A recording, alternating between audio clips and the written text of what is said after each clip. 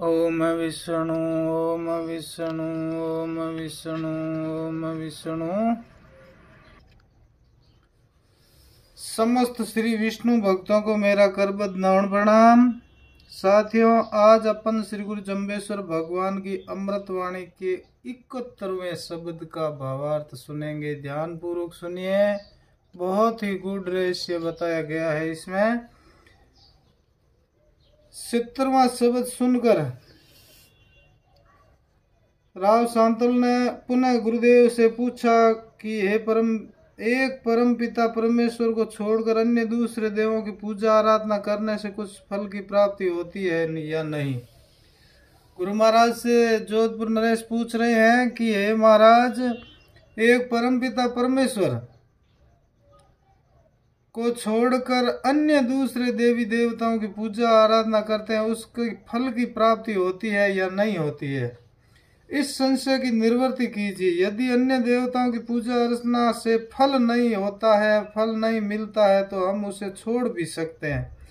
तब श्री गुरुदेव जम्बेश्वर जी ने इस शंका निवारण के लिए ये शब्द सुनाया। ओम धवण धूजे पाहण पूजे बेफरमाई खुदाई, गुरु चेले के पाए लागे। देखो लोग अन्यायी, काठी कण जो रूपा रे अण कापड़ माह छिपाई, नीचा पड़ ताने धोके धीरा रे हरि आई। ब्राह्मण नाऊ लादन रूढ़ा भूता नाऊ, कूता बे आपन पोह बतावे बेर जगावे सूता, भूत प्रेती जाखा खाणी ये पाखंड पर वाणो, बल कूकस खाए दलीजे जामे काणू न दाणू, तेल लियो खल चोपे जोगो खलपण सूंघी भी काणो, कालर बीजन बीज पीराणी थल सिर न कर निवाणो, नीर गए छीलर कैसो धोरीता रैया ईवाणो। भवंता ते फिरंता ते भवंता, मड़े मसाणे तड़े तड़ंगे, पड़े पखाणे हवा तो सिद्ध न काई, निज पो खोज पीराणी, जे नरदाओ छोड़ियो मेरे चुकाई, राह तेतीसों की जानी। इस प्रकार गुरु महाराज ये शब्द सुना रहे हैं कि इस समाज में कुछ तो सन्यासी नाथ आदियों ने वस्त्र तथा मकान को त्याग दिया है और सर्दी निवारण के लिए धूणी दुखाते हैं। वहां पर पूर्णतया सर्दी से निजात नहीं मिल सकती, बच नहीं सकते, इसलिए कांपते हैं, ठंडी से परेशान हो जाते हैं, फिर भी अपना व्यर्थ का हट नहीं छोड़ते, अग्नि जलाकर बैठने को ही धर्म मान बैठे हैं। उन लोगों को इतना भारी कष्ट उठा कर के तो निराकार सर्वशक्तिमान तत्व स्वरूप परमात्मा का स्मरण करना चाहिए था, किंतु ये लोग पत्थर की पूजा करते हैं। यह उनका मनमुखी मार्ग है। ईश्वरीय मार्ग से विमुख होकर पतन की ओर ही जा रहे हैं। ईश्वर ने धूणी दुखाना और पत्थरों की पूजा करना कब बताया था?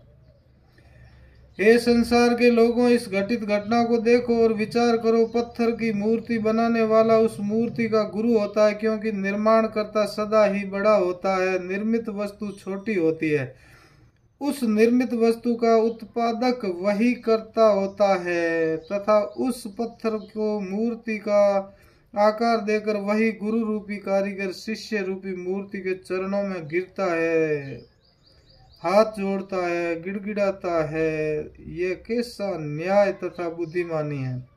इस अन्यायी लोगों ने सच्चे परमात्मा की खोज तत्वान्वेषण मार्ग से बाधा पहुंचाई है, मार्ग में बाधा पहुंचाई है, जन साधारण को भ्रमित करके अधोगति में पहुंचाया है।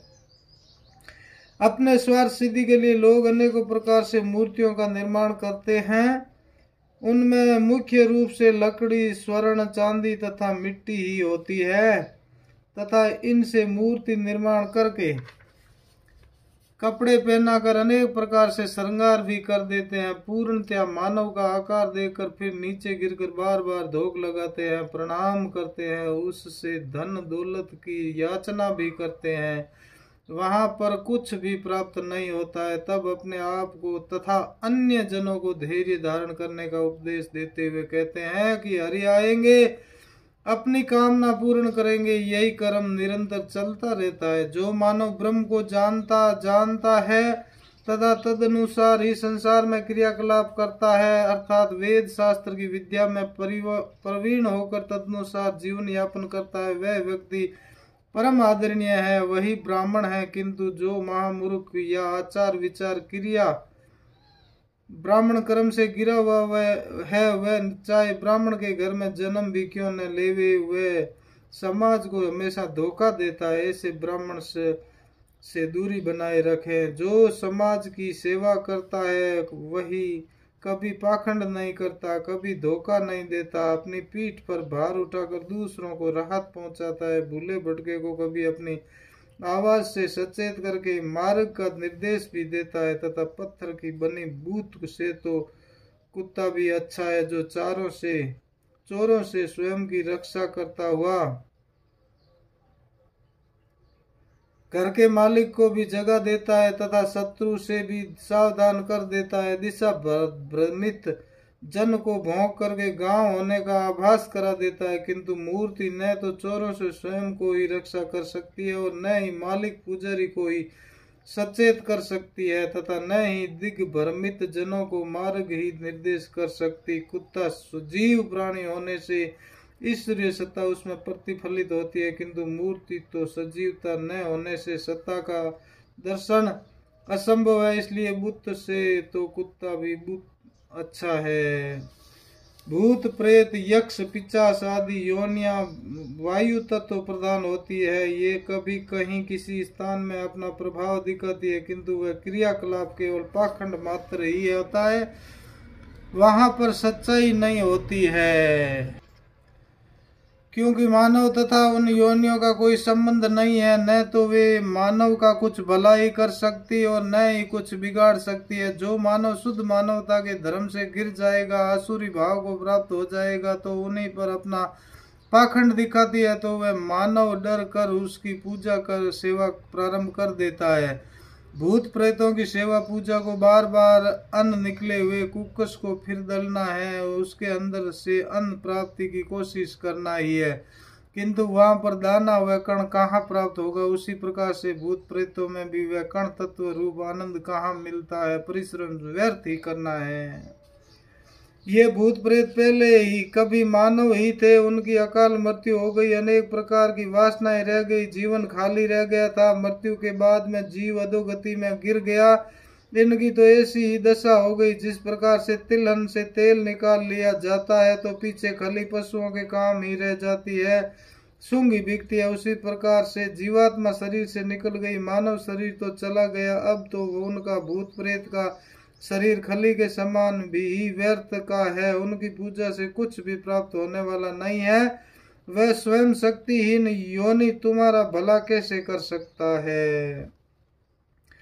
इसलिए गुरु महाराज फरमाते हैं कि हे प्राणी, इस प्रकार से तू भूत प्रेत मूर्ति आदि की पूजा तथा पाखंडियों के जाल में पड़कर अपने अमूल्य जीवन को व्यर्थ में ही समाप्त मत कर।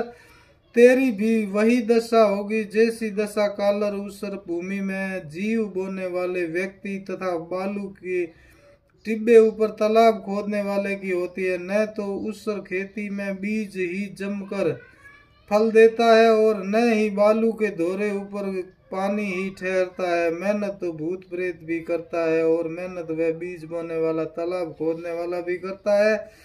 दोनों का परिश्रम व्यर्थ ही सिद्ध होता है। पानी बरसता है तब तालाब में पानी नहीं ठहरता, वहां पर छोटे बालू का मय छिलरियों में क्या देखते हो, तथा कालर में फल की भी आशा क्यों करते हो।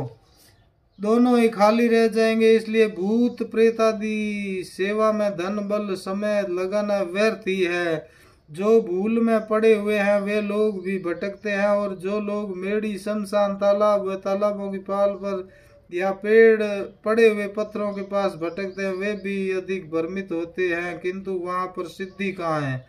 यदि तुझे सिद्धि ही प्राप्त करनी है तो इन पत्थरों पालों मेड़ी को छोड़कर सदमार्ग की खोज कर, वह सदमार्ग ही तुझे गंतव्य स्थान तक पहुंचा सकता है। बिना मार्ग प्राप्त किए अब तक कोई नहीं पहुंच सका है।